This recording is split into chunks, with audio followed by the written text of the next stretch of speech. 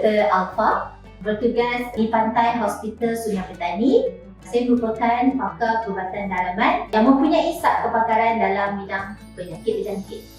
Untuk pengetahuan semua, musim haji akan tiba tak lama lagi. Saya ingin menasihatkan semua bakal-bakal haji supaya bersedia atau get ready sebelum menunaikan ibadah haji. Apa yang sangat penting kepada semua bakal-bakal haji adalah perancangan yang terapi sebelum menunaikan ibadah haji. Yang pertamanya, kita mestilah memastikan segala persediaan ubat-ubatan dan juga vaksinasi ataupun vaccination adalah yang ditetapkan oleh pihak kerajaan. Dan selain daripada itu, amat penting untuk dianalisa tahap kesihatan kita sebelum berangkat menunaikan ibadah haji. Untuk pengetahuan semua, vaksin yang diwajibkan kepada semua bakal haji adalah meningokokal vaksin.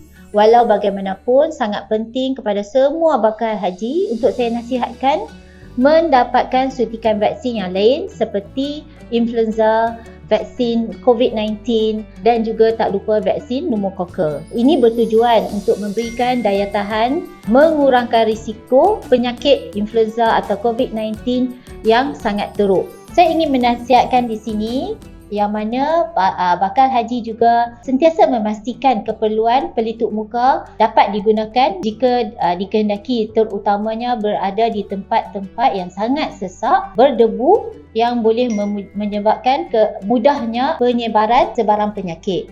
Dan di samping itu, saya ingin menasihatkan juga walaupun kita berada di Tanah Suci Mekah, cucian tangan ataupun hand sanitizer adalah juga dibekalkan bersama-sama semasa berangkat ke Tanah Suci Mekah. Saya ingin menasihatkan para jemaah haji sentiasa peka sekiranya mempunyai apa-apa simptom, terutamanya simptom jangkitan kuman paru-paru, iaitu batuk, demam, sesama, sesak nafas. Dan saya nasihatkan sekiranya simptom tersebut tidak sembuh apabila mengambil ubat-ubat simptomatik, contohnya rawatan Panadol, ubat batuk, sesama, dinasihatkan cepatlah anda berjumpa dengan doktor atau para petugas kesihatan untuk mendapatkan nasihat dan rawatan seterusnya. Kebanyakan para jemaah haji yang pulang daripada Tanah Suci Mekah mempunyai simptom atau gejala pernafasan yang tidak sembuh dan memerlukan rawatan seterusnya.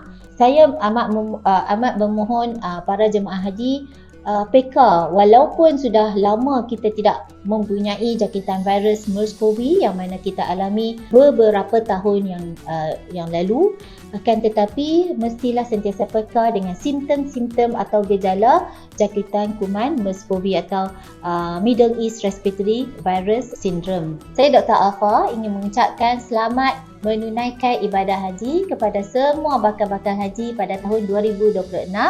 Dan saya doakan semua selamat pulang dan sihat dan dapat menunaikan ibadah haji yang mabrur.